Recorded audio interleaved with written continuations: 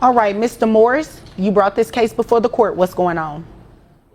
Well, I come to you today, Your Honor, because I'm trying to get my child support reduction. Okay. All right. Based on what? Like, what's going on? Well, I currently pay $880 a month for child support. Okay. I also pay $362 for health insurance. And I see my kids every maybe like 4 times a week. Okay. I see them pretty often. And she's trying to take my kids and move off to Florida. Okay. And Your Honor, I'm not going for that. Mr. Morris enters court not to escape duty, but to demand fairness. He already pays nearly $900 in child support plus health insurance while staying active in his children's lives. Now the mother plans to move them to Florida. He refuses to back down. What pushed her to leave? The truth is coming. I was like, are you moving to Florida for like vacation time or just so you can live your best life? Or because we in Texas, I'm in Texas. I'm a good dad. So what did she say to that when you said, are you trying to move to Florida to live your best life? She said, yo, you shouldn't have messed up. What did you do? It's a long story, Your Honor. I could tell you how we split up, but I kind of messed up. Well, I have time. Do me a favor. Do me a favor. I didn't even realize you had gum in your mouth till you start smiling. You know, I don't allow gum chewing in here. I'm sorry, Your Honor. When asked why she's moving, her answer shocked the courtroom. To live my best life. She spoke of beaches, coconut bowls, paradise. But this isn't a vacation. It's about removing the children from their father. Is it really palm trees or something deeper? Her next words might completely change this entire case. Why she was trying to move to Florida? Because she just want to live her best life. She said that? That's what it is. She want to go to the beach, drink coconut balls or whatever they have out there in Florida, and just have her best life. Okay, wait a minute. So did she actually tell you that, or you interpreting her as living her best life? Your Honor, why would anybody else want to move to Florida? That's Paradise City. Well, I mean, I kind of want to move too, but I can't go. You know what I'm saying? Because I got to work. So could it be for a job? You know, Your Honor, I haven't asked, because when she told me that she wanted to move to Florida, I got so upset about the fact of losing my kids. The judge digs further. Mr. Morris reveals why the relationship truly collapsed. He admits mistakes, but her chilling words remain. You shouldn't have messed up. The court now wants details. What exactly happened between them? The hidden truth is about to surface, and it could completely shift this custody battle. You can just put it to your back of your throat. I'm not going to tell you to swallow it. I don't think that's really healthy. Yes, ma'am. But I have time for the story when you're ready, after you. It's to the back right now, Your Honor. No more chewing for me. Okay. So, continue. Long story short, I met this lady our freshman year of college.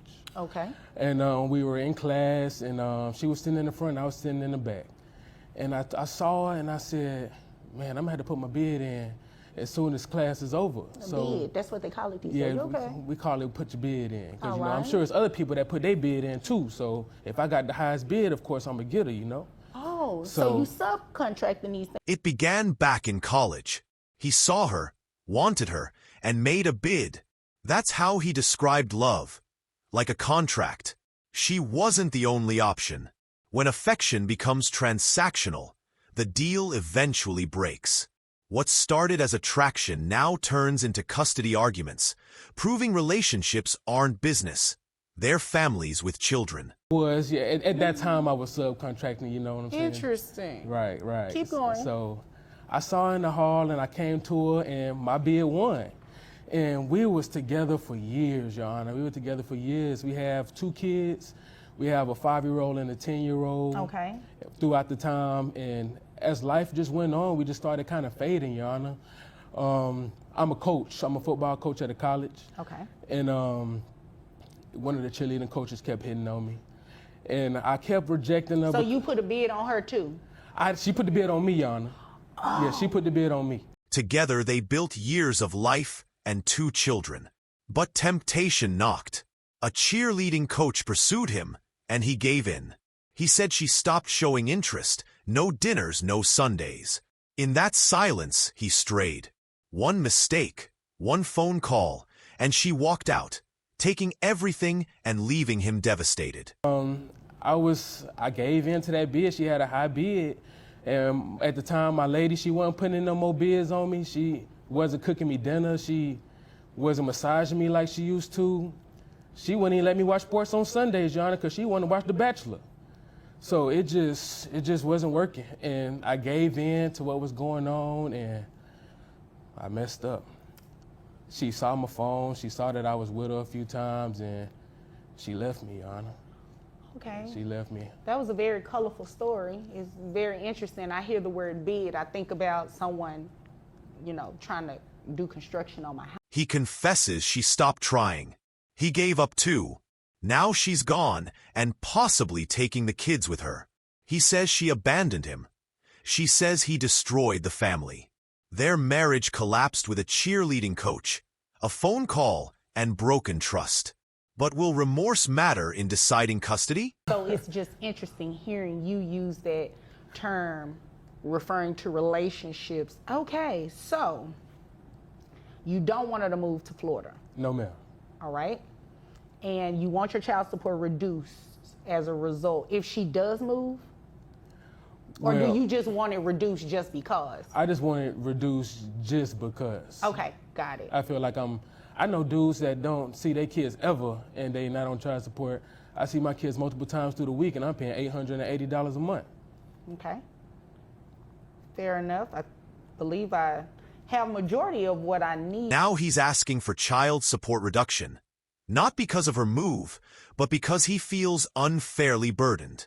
He pays faithfully, sees his children often, yet feels punished. Other fathers do far less without the same costs. But will the judge accept his reasoning? His plea may not be enough. Okay, is there anything else you wanted me to know before I move over to her? No, that's about it, Your Honor. That's Okay. about it. All right. Ma'am, and give me your last name. It's Adams with two D's. Adams with two D's, okay. All right, Mrs. Adams, or Miss Adams. Thank you.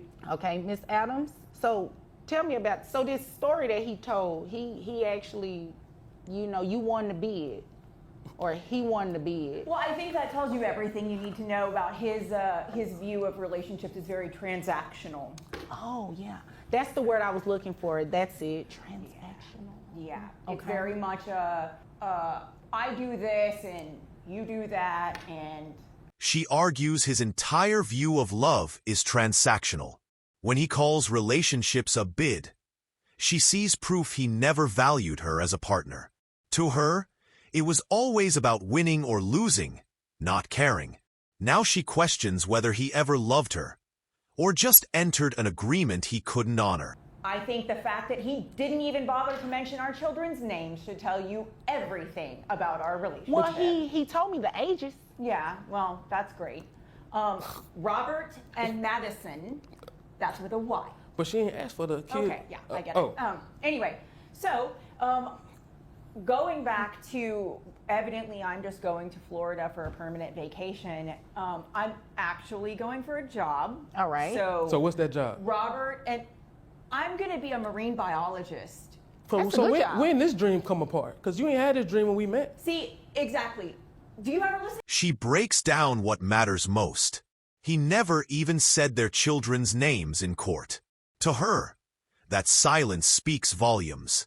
She insists she isn't moving for palm trees, but to pursue her dream of becoming a marine biologist while raising her children.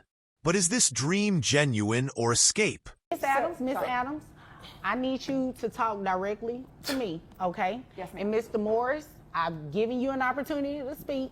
Let me hear what she has to say. You're right, and Judge, I'm people sorry. can change dreams. I mean, depending on how long you guys have been apart, a lot could have changed in her life. It's just she taking my kids, Judge. It's Okay, just- well, let's hear what she has to say. You're right. You're right. She said marine biologist, right? Yes. That sounds like a really good job, and I want to hear about it. See how much money she makes. She all just right? having random dreams, Judge, but it's all Okay, good. that's great, but I need to see how much money she's making. Right. Okay? I'm sorry. All Judge. right. Yeah, less talking, more listening.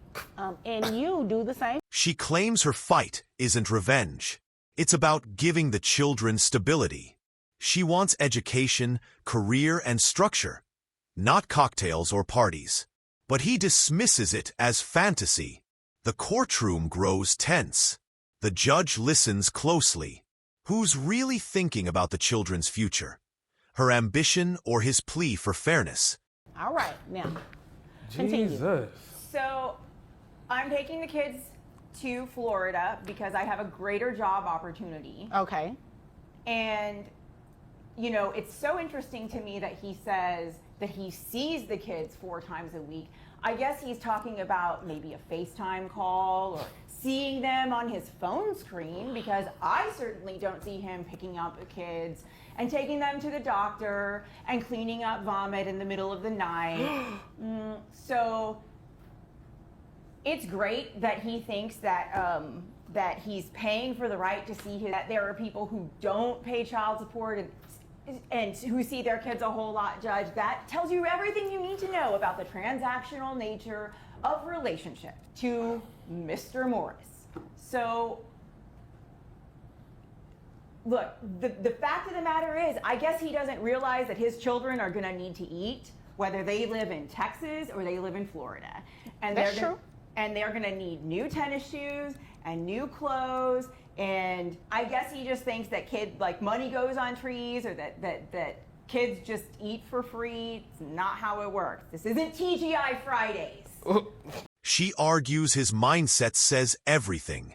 He believes child support is optional, as if children stop needing food when state lines change.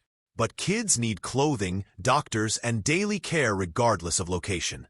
She insists fatherhood is more than visits. It's consistency. This case isn't finished. Stay tuned for the decision.